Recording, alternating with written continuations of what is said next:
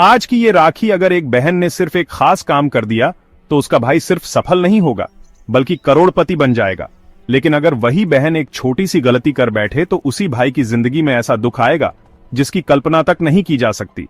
इसलिए आज का ये वीडियो एक रहस्य नहीं बल्कि वो चाबी है जो भाई की उम्र, उसकी तरक्की और पूरे परिवार की खुशहाली को खोल सकती है। ये बात ना किसी चैनल ने बताई, ना किसी पंडित ने बताया और ना ही किसी किताब में पूरी तरह से लिखी गई है। लेकिन आज मैं आपको बताने जा रहा हूं वो पूरा गुप्त सच जो रक्षाबंधन की पवित्र परंपरा में छिपा है और जो अगर समझ में आ गया तो इस साल की राखी आपकी जिंदगी का सबसे बड़ा वरदान बन सकती है। भक्तों, रक्षाबंधन का त्योहार हर साल सावन की पूर्णिमा को मनाया जाता है और इस साल यानी 2025 में ये पर्व शनिवार 9 अगस्त को आएगा। पूर्णिमा की तिथि शुरू होगी 8 अगस्त को दोपहर 2:12 पर और समाप्त होगी 9 अगस्त को दोपहर 1:24 पर। लेकिन ध्यान देने वाली बात यह है कि इस साल रक्षाबंधन पर भद्रा काल का साया रहेगा जो सुबह 5:53 से दोपहर 1:32 तक रहेगा। इसलिए इस दौरान राखी भूलकर भी ना बांधें, क्योंकि शास्त्रों में स्पष्ट लिखा है कि भद्रा काल में मांगलिक कार्य करना विनाश का कारण बनता है। रावण ने भी अपनी बहन से भद्रा काल में ही राखी बंधवाई थी और 1 साल के अंदर लंका जल गई, वंश मिट गया, इतिहास बदल गया।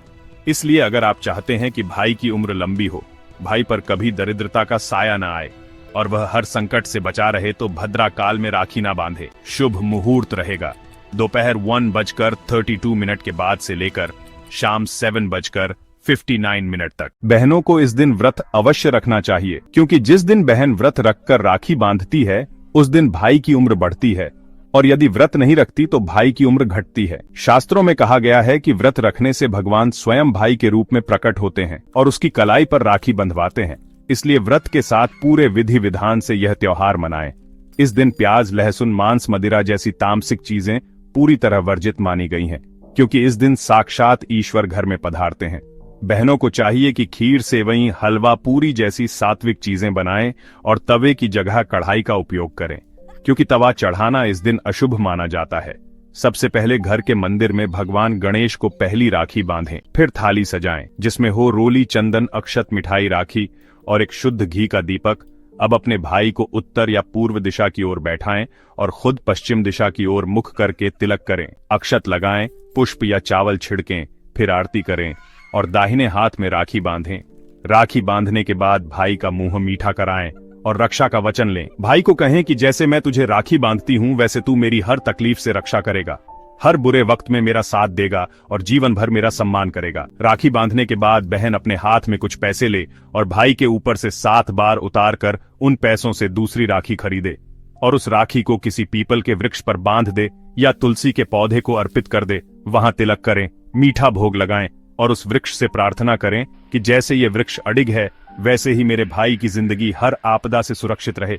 ऐसा करने से भाई पर से काल सर्प दोष, राहु दोष, शनि दोष, पितृदोष सब कट जाता है और भाई की किस्मत चमक उठती है।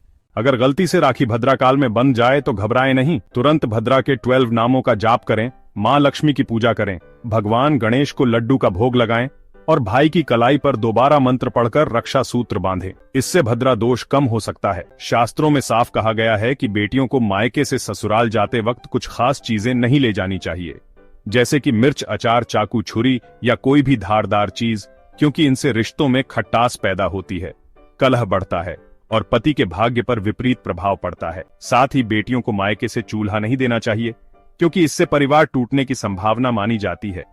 इनकी जगह फल, मिठाई, सूखे मेवे देना ज्यादा शुभ होता है। यदि कोई बहन भाई से दूर है, विदेश में है या किसी कारणवश भाई तक नहीं पहुंच सकती, तो उसे चाहिए कि भगवान श्री कृष्ण या गणेश जी को अपना भाई मानकर पहले उन्हें राखी बांधें और उसी भावना से प्रार्थना करें कि ये राखी मेरे भाई तक पहुंचे और उसका जीवन सुखमय हो।